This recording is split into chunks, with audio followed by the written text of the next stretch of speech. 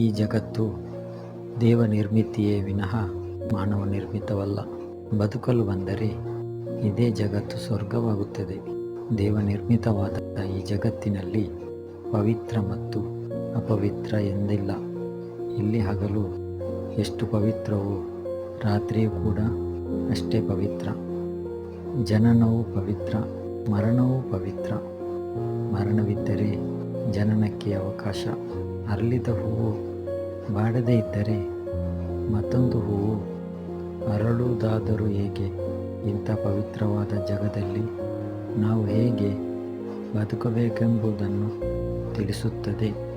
ಈ ಪ್ರಪಂಚದಲ್ಲಿ ಯಾವುದಕ್ಕೂ ಕೂಡ ಅತಿಯಾಸೆ ಪಡಬಾರದು. ನಾವು ಹೆಚ್ಚಿನದನ್ನು ಗಳಿಸಬಾರದು, ದುಡಿಯಬಾರದು ಎಂದಲ್ಲ. ಮೊದಲು ಇದ್ದುದರಲ್ಲಿ ಸಂತಸದಿಂದ ಇರಲು ಕಲಿಯಬೇಕು. ಕೇವಲ ಅತಿಯಾಸೆ ಮಾಡಿದರೆ ಗತಿಗೆಡದೆ ಇರದು.